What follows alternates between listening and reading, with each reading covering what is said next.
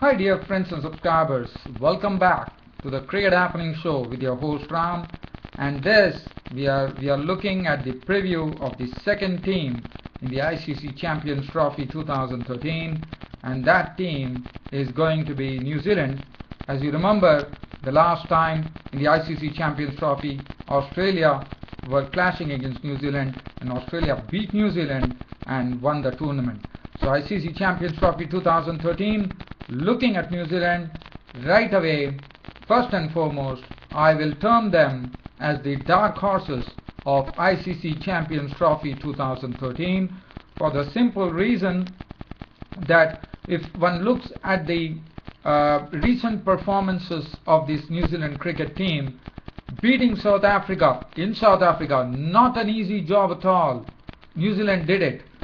Beating England in England, they have already won. As you know, the third and final one-day international is coming up. They've already clinched the series 2-0, and the other day we saw what they did. They hit 359 with Martin Guptill, who was having a lean trot in the series, and there was a big question mark hanging as far as his batting was concerned, as far as the opening was concerned, but they are coming up trumps right now.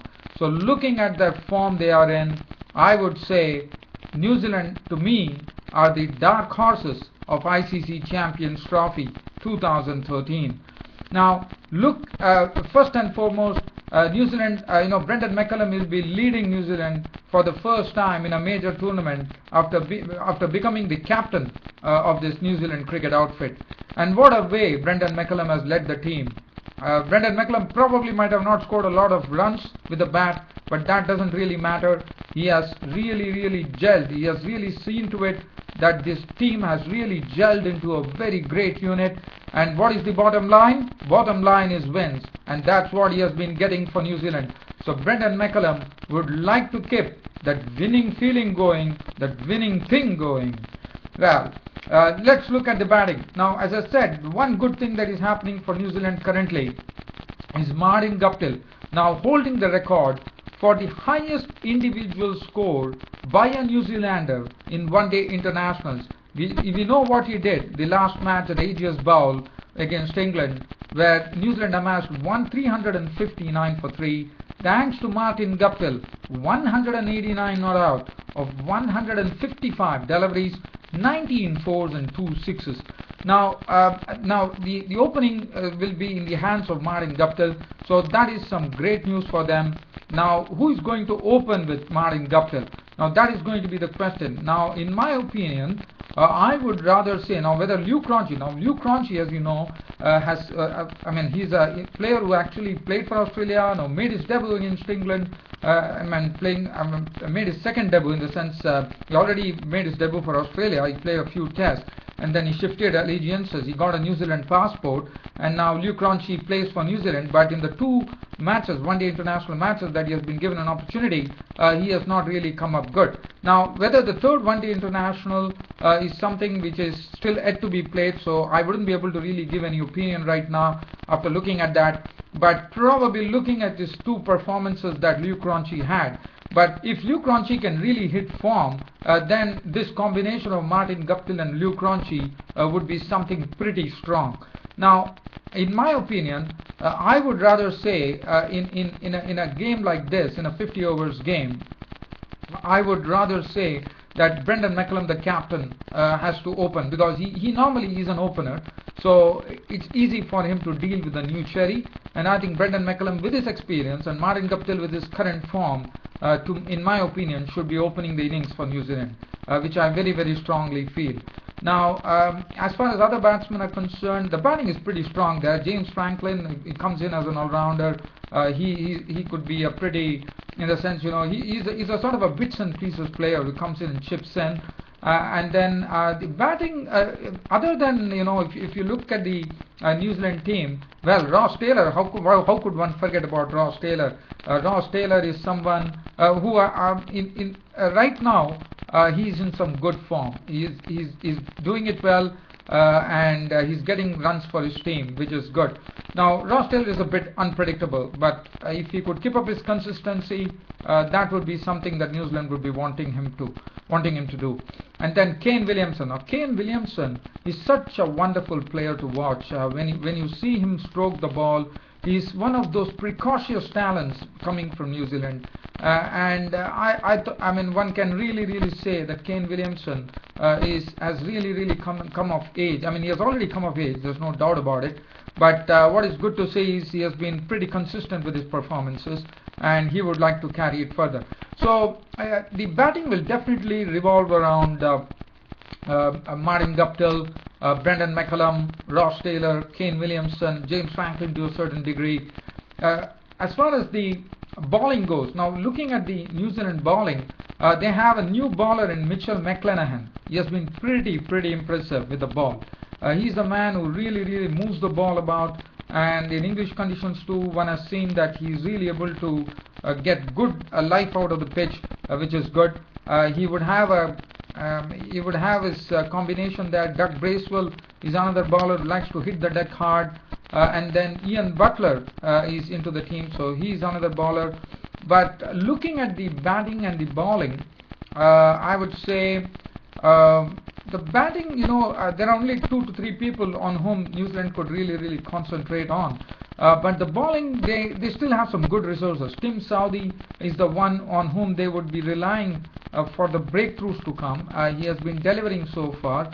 Kyle Mills, Kyle Mills, as you know, he's 34 years of age. But what is good to him is he plays in the team as an all-rounder, and he has been doing his job in the 2 matches against England in the One Day Internationals. He has really kept to a good line and length, and he has not been giving any liberties to the batsman, which is good. Now Trent Boult is something, according to me, withdrawing. I mean, Trent Boult is not there in the team. Now that is something that New Zealand would be really ruining, because if Trent Boult would have been there, that would have really strengthened this particular bowling lineup to a great deal.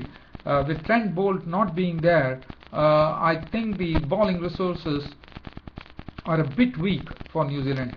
But Daniel Vettori is back, so Daniel Vettori not having much match practice, so one has to wait and watch how he goes after the injury.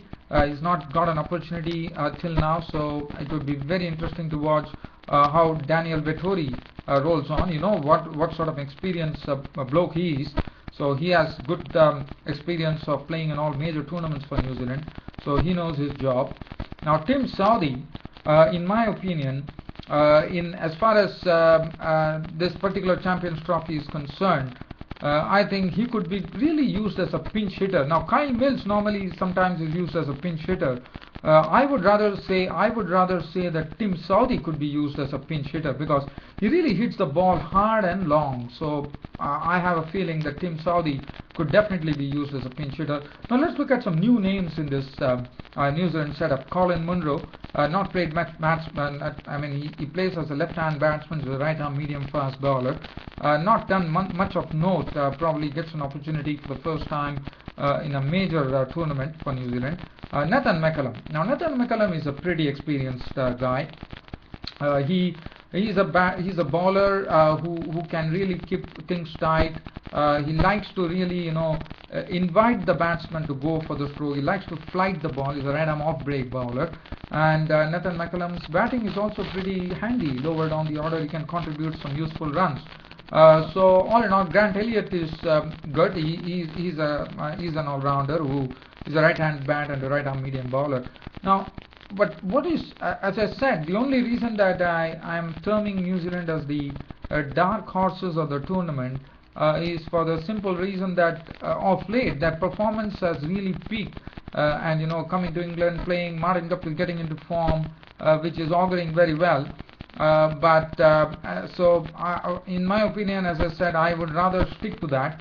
I would rather continue to say that New Zealand are the dark horses of the tournament. Well, it leaves me some time right now. As far as New Zealand are concerned, now New Zealand have won this tournament once. That is, I think they won it in, I think it was in 2000. that they won this tournament by beating India. Yes, they beat India in the Nairobi when the 2000 tournament was held in I think it was held in Nairobi Gymkhana Club in Kenya, where New Zealand beat Kenya in the finals. New Zealand beat India in the finals and won the tournament. Well, so as far as New Zealand is concerned, I think I would like to end up my preview, and let me see which is the other team that I could preview right now. So I previewed Australia, we have previewed New Zealand, so let's keep it on Group A, because the Group A consists of Australia, New Zealand, then we have England, so host England. So let's go to host England, but probably host England I might have to find more time to actually dwell on England, so let me not really venture into it. I would rather conclude my preview of New Zealand by saying that to me they are still the dark horses of the tournament. So good luck to New Zealand. That's it from me as far as the preview of New Zealand team is concerned. I'll be back with the next preview, and the next preview is going to be for host England. Until then, be patient. Thank you.